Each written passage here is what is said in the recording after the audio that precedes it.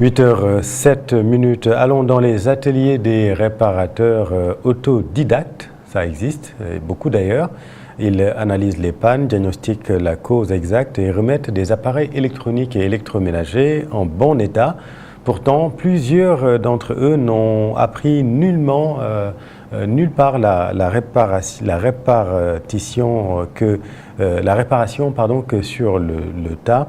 De profanes, ils se sont forgés une ingéniosité qui séduit les clients. C'est un reportage de Mamadou Dieng. Leurs ateliers de quartier défient la logique moderne du tout jetable. Leurs mains habiles réparent toutes sortes d'appareils électroniques avec aisance, une ingéniosité qu'ils se sont forgés sur le tas. Bouna en fait partie. La réparation, je l'ai apprise de mes grands frères. Avant les ventilateurs, j'ai réparé toutes sortes de matériel électronique, mini-chaînes, postes téléviseurs. Chez nous, nous en sommes tous capables. Je travaille sur ça depuis 1986. J'ai appris auprès de ma famille.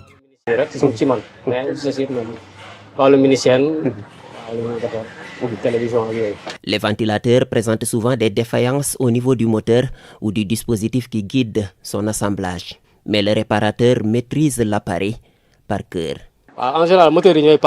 La panne, c'est en général au niveau du moteur. Des fois, je le remplace, sinon je le répare tout simplement. À part le moteur, il peut y avoir une défaillance au niveau des roulements.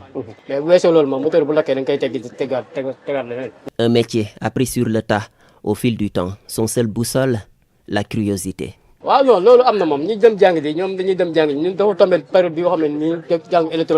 Il y en a des ingénieurs qui l'ont appris à l'école. Nous, à l'époque, il fallait l'apprendre sur le tas. Il faut allier courage et intelligence pour s'en sortir. Moi, je n'ai pas fait les bons. Un service lucratif en cette période de forte chaleur.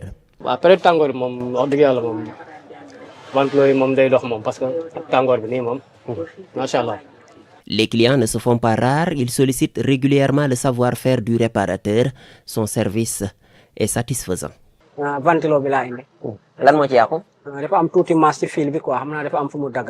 J'ai amené le ventilateur. La câble s'est sectionnée un peu. Il le répare bien sans problème. Il n'a pas fait l'école, mais il est meilleur que certains qui ont appris ce métier à l'école.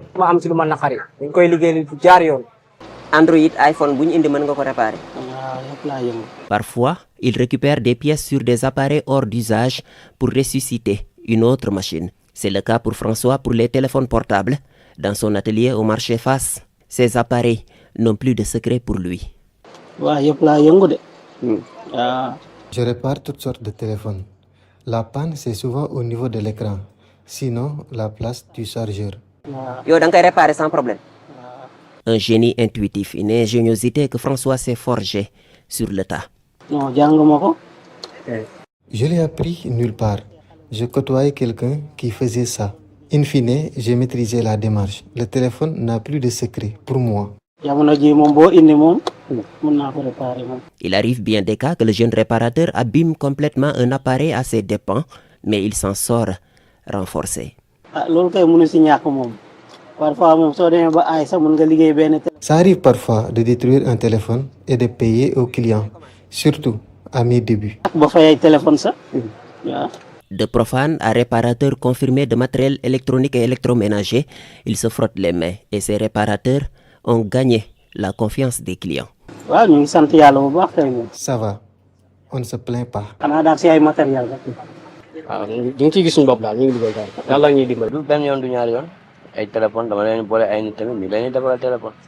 Je leur confie mon téléphone. Parfois, je leur mets en rapport avec d'autres. Mais ils le font à merveille. Ils réparent même les écouteurs. Personne n'est venu ici se plaindre de leur service. Avant, ils étaient dans d'autres activités. Mais ils se sont forgés à la réparation. Et au bout du compte, c'est des mains habiles. Ce qu'ils ne sont pas en mesure de réparer, ils envoient le client à Koloban.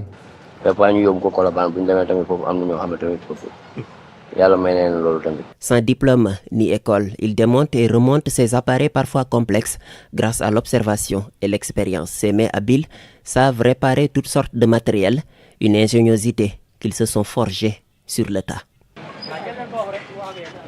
Et bravo à ces personnes, Mamadou. Merci beaucoup. 8h13, on en vient au round-up de l'actualité sportive avec Fatou Bintou Ndour. Fatou Bintou qui nous parle ce matin de Gianni Infantino, qui nous parle également de l'UEFA, l'AFC et la CONCACAF. Tout cela dans le round-up de l'Actu Sport. C'est officiel pour l'international sénégalais Bara Sapoko Ndiaye. Son contrat vient d'être signé jusqu'au 30 juin 2031. Après un passage d'essai en Suisse avec Grasshop Zurich en 2025, le milieu de terrain sénégalais a franchi un palier. C'est en janvier 2026 qu'il a rejoint l'Allemagne avant la Coupe d'Afrique des Nations au Maroc. À seulement 18 ans, le sélectionneur national a porté son choix sur lui lors du mondial aux États-Unis. Une étape importante pour le jeune joueur sénégalais qui a franchi un grand pas. L'UEFA, l'AFC, la CONCACAF ont largement critiqué le président de la FIFA, Gianni Infantino. Dans une lettre publiée hier, ces confédérations de football ont désavoué Infantino. Les trois confédérations affirment que le football n'appartient à aucun individu et dénoncent du silence là où il devrait y avoir de la transparence. Le président de la FIFA fait l'objet de critiques dans le monde entier.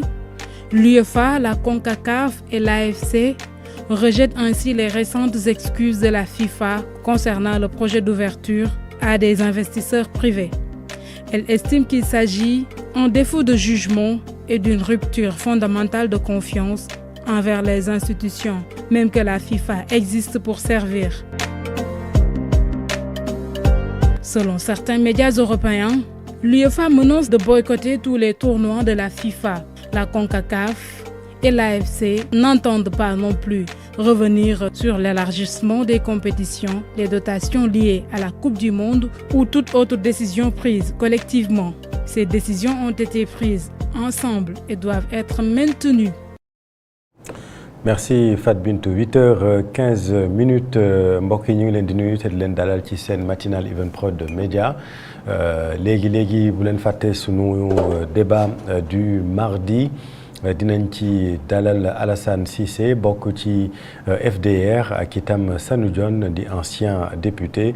Le duel dans la matinale à suivre ci kanam ak Pape Cheikh Sylla mi nga xamante ni moom laa leen di bàyyeel ci la partie wolof léegi ñu ñëw ci revue de presse ak li nga xamante ni moo gën a fës itam ci wàllu xibaar bokk na ci l'actualité politique. On marque une courte pause et on revient.